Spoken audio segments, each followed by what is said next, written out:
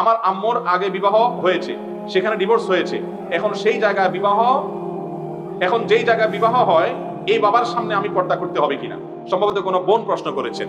কোনো ব্যক্তির, তার যদি মা, তার আগে কোথাও বিয়ে হয়েছে, সেই ব্যক্তি যার সাথে বিয়ে হয়েছে তার সাথে সন্তান সন্ততি পরের ঘরের যেগুলো হয়েছে তাদের কোনো পর্দা নাই, কারণ তারাও বাবা।